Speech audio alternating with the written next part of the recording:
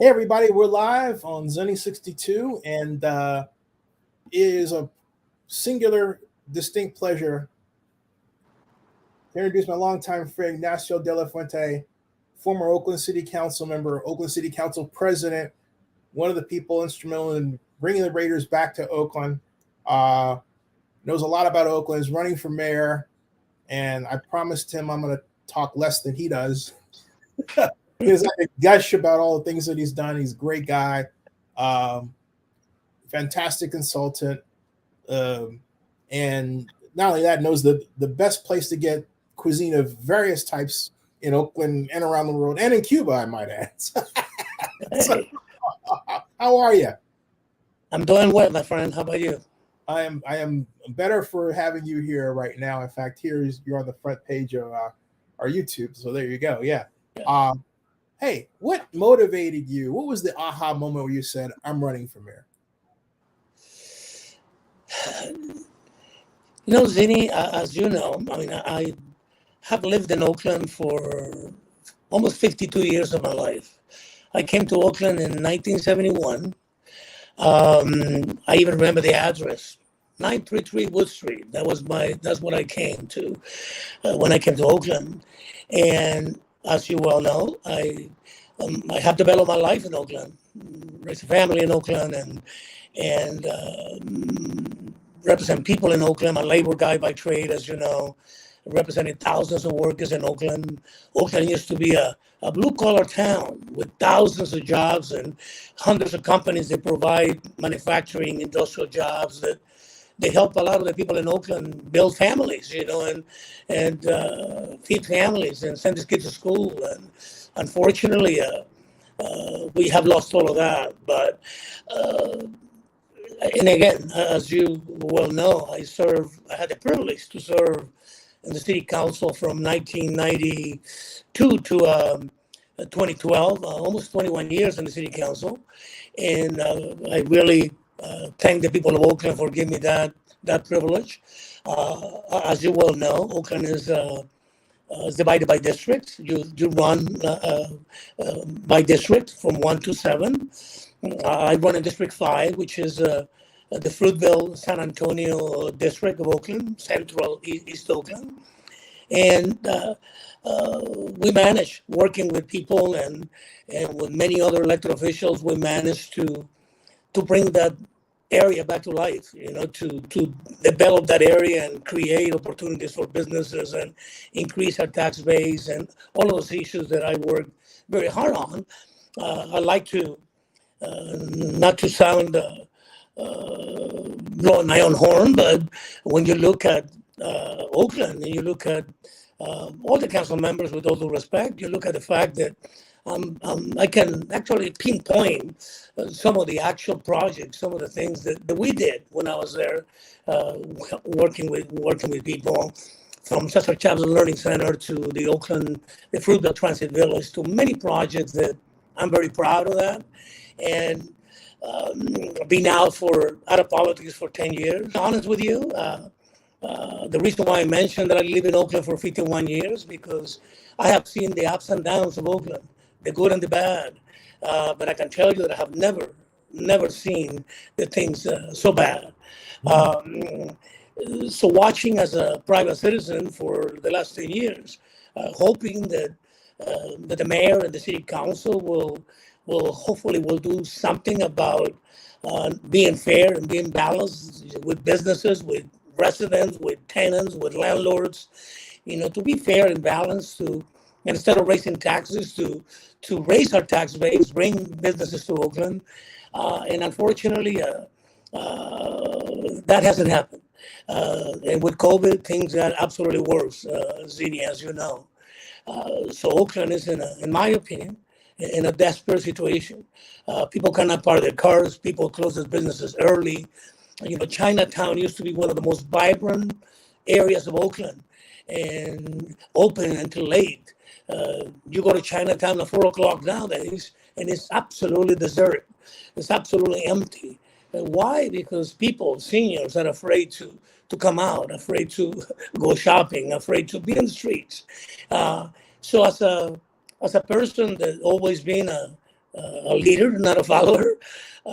I feel that I don't have no choice but get back into the picture to trying to bring the city back into back to life and back to being a safe city, a city that people will come and spend their time and spend their money, a city where businesses are not afraid to stay open, a city where employees want to live in the city instead of live in the city, to work in the city and spend the resources in the city. For all those reasons, but especially crime. I'm concentrating on two things, Vinny. Crime is off the hook. I mean, again, people cannot park their cars. People are afraid to be in the streets. And the homelessness problem, with all due respect, we have allowed, this problem to grow to a major kind of situation in Oakland. And I don't see anyone, with all due respect, doing anything about it or even recognizing that we are in deep trouble, that we are, in a situation where we have to change the way we do business. And I believe that with experience of 21 years, balancing budgets when the times were tough in Oakland, as you remember, because you worked in City Hall when I was there the first time, it's something that I'm good at. It's something that I did for many, many years. And so I believe that I don't have a choice here. I think that someone has to roll their sleeves up and go to work. And I'm a worker. I'm not a scientist. I'm a mechanic. I'm a doer. And I think that that's what the city needs at this time. And I'm picking up more support from people that recognize the talk is cheap. Ideas are abundant, but Oakland needs a person with the political experience and the political backbone to actually make those necessary calls that will be necessary to actually get the city back on track. So for those reasons, I'm back. What will you first do, your first action be as mayor if you won? First assemble a team of people that will work with me, assemble a team of people with the expertise and the willingness to make the tough calls and make the right choices. I always proud myself that I was good at what I did because of the people that I surrounded myself with. And I think that will be the first order of business. Build a team and come in with a team of people that we're just gonna go to work. I believe that this council and this mayor, with all due respect, are I don't know if they understand the situation that we're in. When you look at when you read the newsletters, when you look at their campaign materials and all of that, it's not really about the basics. It's not really about really crime and homelessness, which is what's killing the city at this moment. And to me, that's my priorities. I'm going to concentrate on that, and I can guarantee you that I'm going to make the decisions that are necessary in order to accomplish that. Oakland Mayor Libby Schaaf worked for you. At one point, chief of staff. How would you assess her time as mayor? And given what you said, I have to ask this question. Where did she go wrong? Zini, I really don't want to spend the time on that. I think that the proof is in the pudding. I think the people of Oakland, the citizens of Oakland, the businesses of Oakland are the judges of how this mayor and this council are the job they are doing. When you look at their priorities, when you look at what they are doing, when you're looking about the answer to everything is raise taxes, when you look at the fact that they are extend the moratorium that no other city has done, all the issues that I believe are not in the best interest of Oakland in the long run, I believe that it's time. This year is to me is, and we always say that as politicians, we hear, oh, this election is critical. Well, I believe that this election is critical. For the first time, is in a long time, is 4 city council seats that are open. Is the mayor seat that is open.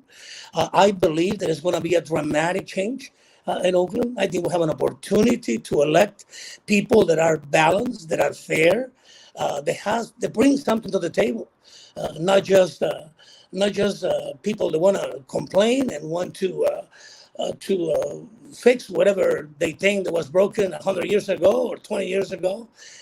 To me, it's time to really concentrate on the basics. And that's the way I'm running, just on that, on the basics. I'm not going to change the world, and I'm not going to fix everything. But I'm definitely going to concentrate on fixing crime and dealing with the homeless problem.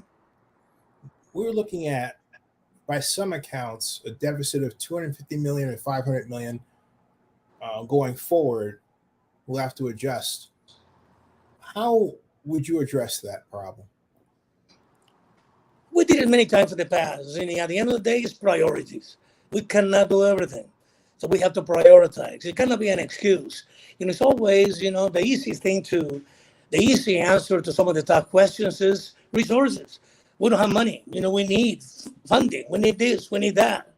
At the end of the day, we cannot kill our businesses. We cannot continue raising taxes. We cannot continue making it more difficult for people to own their homes. We cannot do that. So we got to go back to the basics, and we got to go back to priorities. We cannot do everything. So what is really the priorities? The crime is a priority? The homeless is a priority? Then concentrate on that. And instead of trying to do everything or promise everything, or try to do everything, right? So we have suffered I'll take that one later. I'll deal with this first one. That's also burning on my mind with respect to what's happening to our great city. The police issue.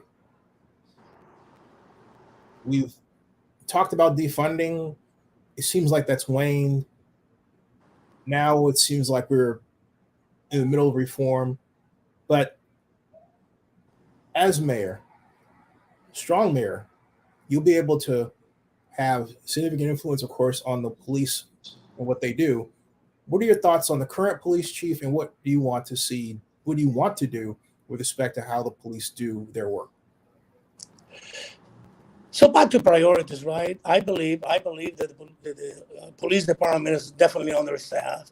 They would need to hire additional police officers, and hopefully we will really go the extra mile to hire local people, to hire people that live in Oakland, to hire people that understands Oakland, right? And I believe that we have an opportunity to do that. I work very close with the police department. I think that the problem right now is not only the mention on names, but the reality is that defunding the police, which they actually did. The mayor and the city council actually, well, not the mayor, excuse me, let me take that back.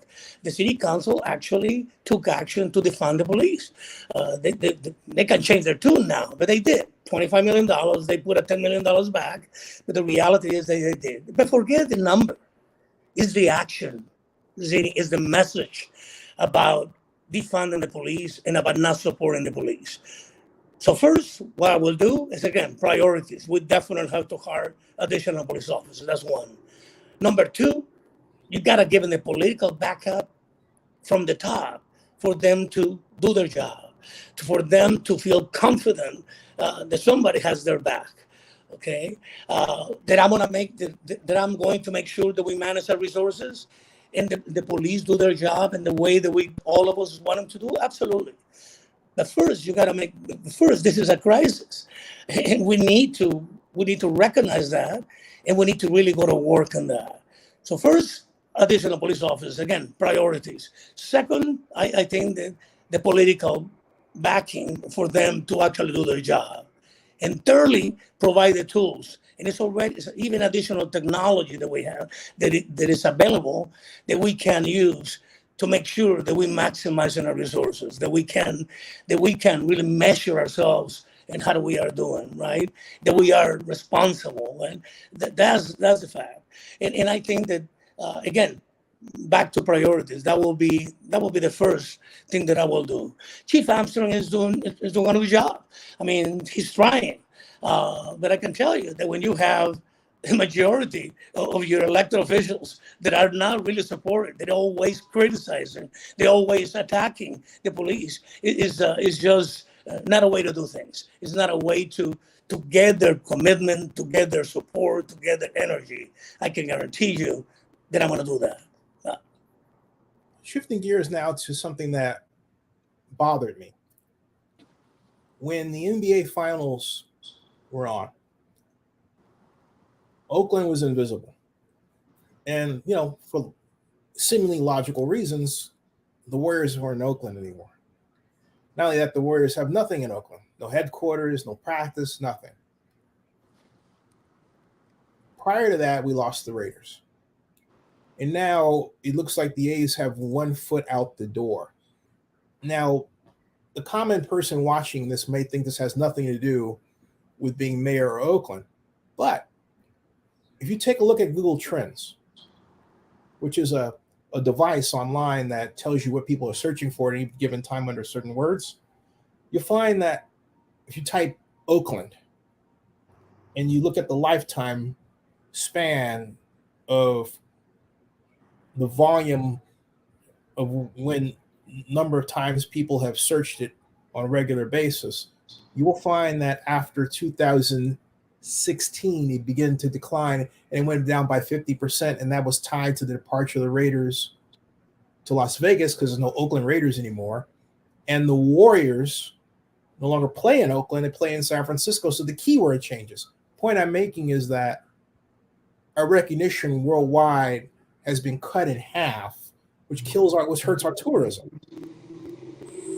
What's going on with our city that we have chased away the one entity that really helped communicate that we existed, and that's sports?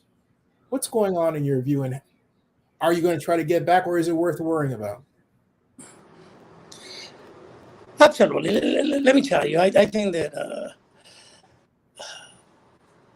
when I wrote for mayor the last time, one of the attacks was the Raiders deal. You remember, people started tagging it about the Raiders deal. As kind of Supervisor Mary King, my dear friend that passed a few years back. Yeah, great lady. I was elected in '92 to the city council, and the whole thing happened with the Raiders in '94. When you run for office and you get elected to do a job. You cannot pick and choose the subjects. You cannot pick and choose the issues. You are elected to do a job. You have two options. You can hide or run away or don't do anything, or you actually do the job that you're elected for. So I had no choice but getting involved in the Raiders, so-called Raiders deal, because it was my job to make sure to try to retain the sport franchises that we had. You remember the Raiders went from Oakland to LA, and then the earthquake happened in LA, and we had an opportunity to bring it back, right? So that we could have done a better job, that I could have been, yes. But the reality is that we did what we needed to do in order to make sure that we retain not only the Raiders, but the Warriors and the A's, as you remember. The Raiders deal was not just a Raiders deal. The Raiders deal was to keep the Coliseum with the three teams in place, to remodel those facilities that were 40 years old or 60 years old at that time, right? So we got involved in that, not because we chose to, it's because we had to. And when you are sitting in those positions, you have no choice but trying to do the best you can and the best job that you possibly can. It didn't work out the way that all of us expected, but the reality is that you and I know that Las Vegas is spending $1.8 billion to bring a team to like the Raiders, right? Yeah. Cities are spending billions of dollars trying to attract businesses. We spent $300 million back in the day, and we kept those teams for almost 25 years. All right. So you can criticize. People can criticize, but the reality is that I believe that at the end of the day, it served Oakland in a way that you explained a little while ago. Not only exposure. When the Raiders were in Oakland and the Warriors were in Oakland, and including the A's, we were on national television and international television 275 days a year with all those teams. How many nights a week we are now? How many nights a month we are now? So my point is that I think that it's not that that we went out of our way to trying to bring a team. To me, it was a business retention issue. Retain what we had, and we did what was necessary to do in order to do that. I got to ask you, I'm going to take off my gloves. I'm not a journalist, don't want to be, and for a number of other reasons, among them that, do you realize it was journalists that actually advocated for the murder of Emmett Till? Yeah, I could talk for eons, okay? I prefer the blogger way. Yeah. And I'm going to be honest. Yeah. I know you for a long time, like you a lot, but you're in office, you're ruthless. You were effective, but the last time you ran, you didn't quite connect. What's the difference between that Ignacio and this Ignacio? Not only the time. I mean, I believe that Oakland is in a need for someone with experience to actually handle, not only the budget downfalls that we're going to have, but handle the resources and the crisis that we have. I believe that my track record speaks for itself. When I left in 2012, people that work with me, we put together a little booklet, right? Just a kind of reminiscence of some of the major projects that we work on and some of the things that we did.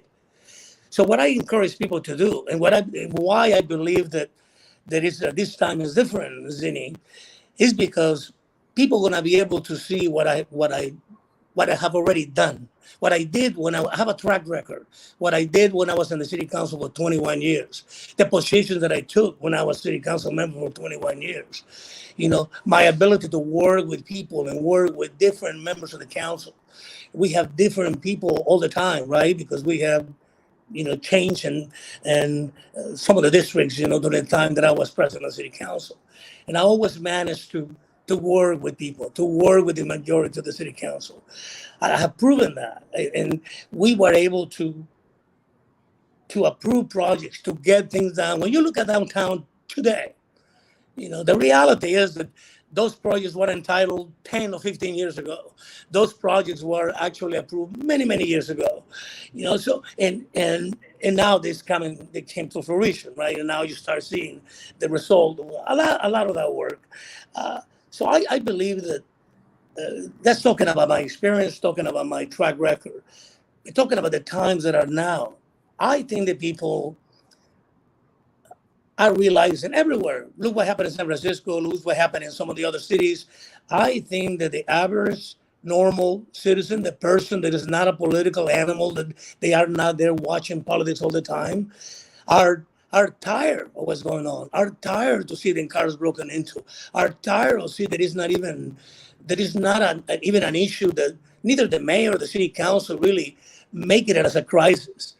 I have not seen really that outcry from City Hall about the situation the businesses and the everyday person is facing every single day. When I mentioned Chinatown being deserted after 4 o'clock, you go to Fruitville after 4:30 and it's again deserted, right? All those businesses close early. You look at downtown Oakland and people cannot even park in the streets. All of that, to me, I believe that people is ready for real leadership that is willing, again, to recognize the problem before anything, understand it, and then make the decisions that are necessary to take care of the problem. But somebody would say argumentatively, well, Ignacio, that was the pandemic. What are you going to do to overcome that? I will say that this started long before the pandemic. The problems of Oakland, the crime spree, the people breaking into cars, the people breaking into businesses, the people robbing laptops, all of those, in my opinion, minor for other people, is not for the person that suffers that crime. So this thing started long the pandemic, Zinni, and let me be totally candid. I think that his city council used the pandemic as an excuse to actually, remember we used to have like a 10-day notice, right? We have sunshine ordinance. We all of those things that require, for the city council to post notices to make sure that the citizens know what the issue is going to be in front of the council. The vote was going to be taken. They not only eliminated the 10-day notice, but still, by the way, have not brought it back, right? So that's the reason why council members, like you see what happened yesterday, that they put items on an agenda, with a 24-hour notice instead of a 10-day notice, right? All of those issues happened before and after the pandemic. To me, the pandemic has been a great tool for elected officials that want to do things behind the scenes and without really the public knowing what's going on. So we're going to change that. I can tell you that. The 10-day notice has got to be back on track because people have the right to know what's going on before the people take action, right? So for all those reasons, I think that people are getting the message. Zinni? So let me get this straight in my head. You've got Shang Tao running for mayor. You got she's District 4 council member. You've got Lauren Taylor running for mayor. District 6 council member, which he also has his name on the ballot running for District 6 re-election. So I'm confused as to what's going on there. Then you've got Treva Reed running for mayor, even though she just got elected District 7 council member, right? Correct.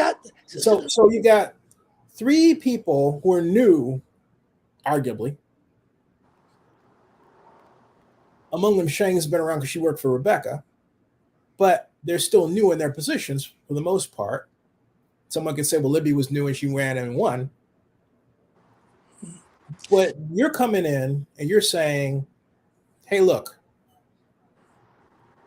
you should vote for me over them, even though they are your current council members, because experience matter. Okay, the reality is you hit it right on the head. I mean, I'm sorry. I like Lauren Taylor. I think that is good council member. But the reality is, at the end of the day, experience matter. You gotta know how the insides of a body work. For a doctor to surgery, they need to know how the inside parts of the body works. Same thing in politics. To be effective, to be able to manage your resources, you got to know how the city's insides work. Mm-hmm. And you need time to that. You just cannot learn that in a day. You cannot learn that in a month. It takes a while to learn, right? That's first. So experience matter. The political backbone actually probably matters more. All the ideas in the world will not work if you're not able to implement them. All the decisions that you may have to be with one thing in mind. For me, at this moment, get the city back on track to be safe and deal with the homeless situation, because it's the impact in our businesses to the core. And with all due respect, a lot of the legislation, a lot of the ordinances, a lot of the resolutions that this council are passing, going to harm the city in the long run. It's going to be, in my opinion, it's going to be really, really, we're going to pay the price later. All these actions, all these things about housing, all these things about all of those issues. Really, I got to ask you about on that. Just what do you think of the progressive business tax that Council President Boss fought to get through? I am absolutely unequivocally opposed to that tax, and to any tax for that matter, Zinni.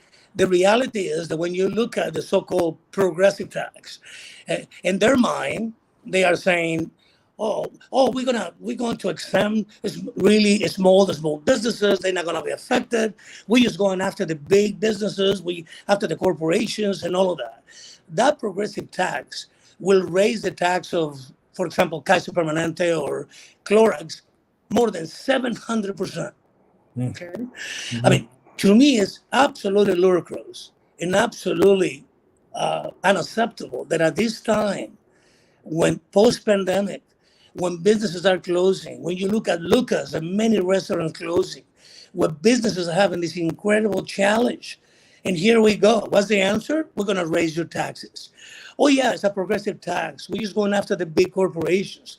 That shows, Zinni, that shows the inexperience. That shows that you don't understand that if you go crazy and tax these corporations to that extreme, those are people that have the ability to move tomorrow. Those are people that have the resources to move tomorrow somewhere else. The small businesses don't. So you tell me when we chase some of those corporations, some of the big businesses away, who's going to pay taxes later? How are you going to increase your revenues? How? Just by raising taxes. That's the only way you can do it, right? Which they are doing now. I'm absolutely opposed. I think the citizens of Oakland should wake up. For some reason, Oakland voters are very, very generous people. They almost vote on every single tax that you put in front of them. Yeah. I think the voters have to start being smart. I think voters got to start understanding that throwing money at the issue is not the answer, okay? But unfortunately, because we are good people, because the voters are very generous, they approve almost every tax. So I'm campaigning against that tax. I believe that is in the long run is harmful for our businesses. And I think it makes absolutely no sense, especially not at this time. All right, so let's shift gears and talk about Howard Terminal. What are your thoughts? This is a very general question of how the mayor has handled Howard Terminal. And I'll tell you candidly, I had the mayor on last Friday. Mm-hmm. And this is one issue I have. And I'm going to Mo where we're talking, okay? Libby has made herself the face of Howard Terminal. And I asked her, I said, do you have a succession plan?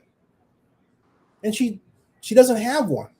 She said maybe Ed Reskin may be around. Do you intend to, if you're mayor, do you intend to retain him? How will you handle Howard Terminal? Because if you're mayor, it's going to wind up in your lap. And what did you think of the whole effort of trying to get the matter of whether or not we should have public funding for it on as a part of the November ballot?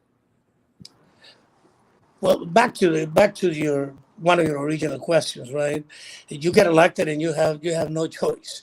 You got to deal with the issues at hand, right? I can tell you that, and I said this before, if I would have been in charge, if I would have been the mayor, I would have been involved a long time ago, 2 or 3 years ago, not 6 months ago, right?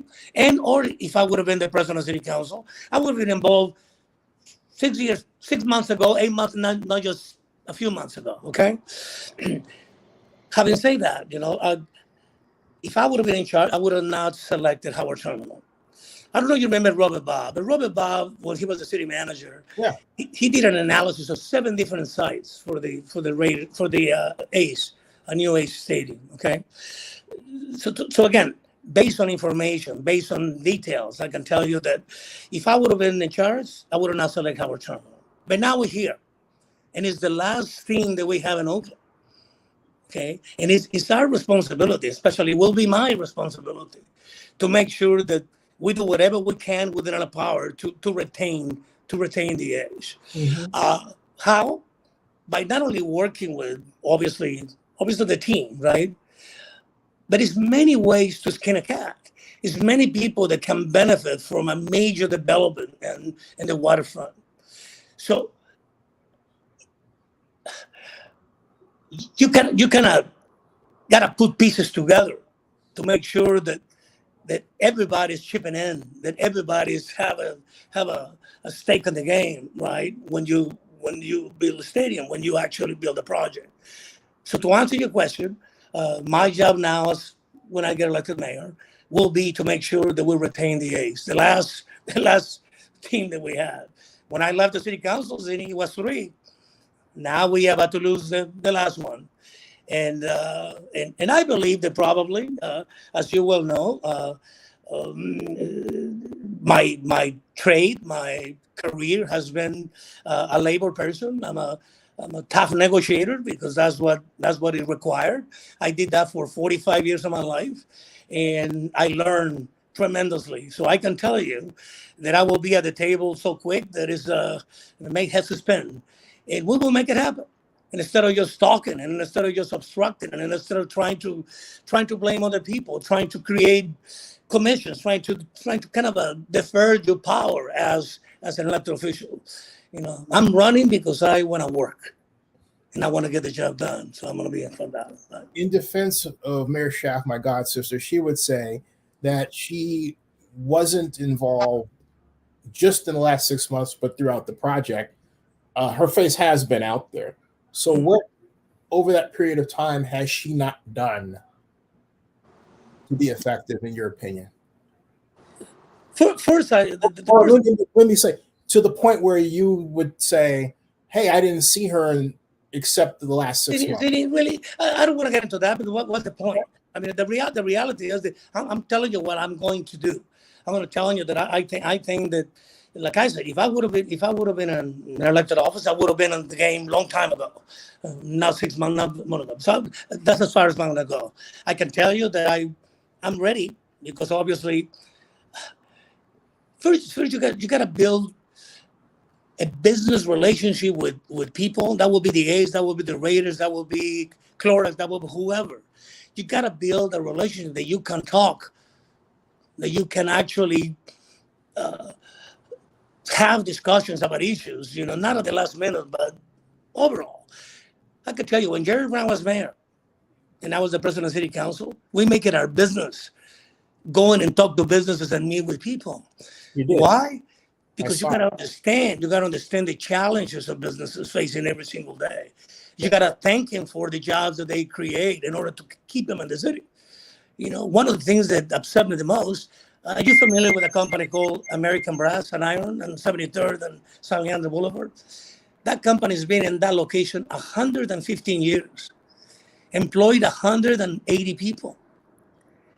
And the state district attorney and Barbara Parker filed a lawsuit against that company a few months ago, the last industrial company in Oakland.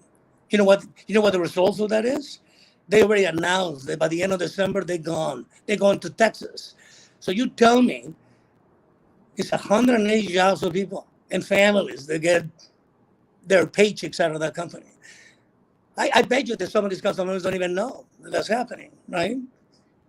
That's my point. My point is you gotta understand the pulse of your city. You gotta understand what our businesses go through to stay in businesses, the challenges that they have. That will be environmental, or that will be legal, that will be whatever. I want to create a city that are facilitators, not obstructionists. I want to make sure the permits are done in 90 days, not in 9 months. Okay? Why? Because the sooner a project is done, the sooner they start paying taxes, the sooner they start generating revenue. It's the basics, my friend. And I think that's what this majority of this council have forgotten. The basics. I got to ask you, I don't mean to interrupt you, but can you do that with the current staff? Will you have a new city administrator, or will you retain Ed Ruskin, for example? I can tell you that we have a plan that I learned in my 20-some years of service in the city council, that sometimes if you outline your plans, everybody comes out against them before you even give them a chance. I can tell you one thing, that we've been working on this for months. We have a plan, and we will implement the plan, whatever it takes, in order to make sure that the city is back on track, and that we are a safe city, and we are a clean city. I mean, but you're confident you get it done with the current staff. The same staff that Mayor Schaaf said to me last year. Oh, wait a minute. Rephrase your question. What do you mean by staff? What do you mean? Ed Ruskin, great guy. I like Ed. But fact of the matter is, Ed's a transit guy. He was with Muni for 8 years before he came over as. Zini, I'm not going to get into that. Yeah, if I may. I'm going to get there first. If I may. Okay. Libby brought him over and basically hid him during Howard term. I was like, where's Ed? Right?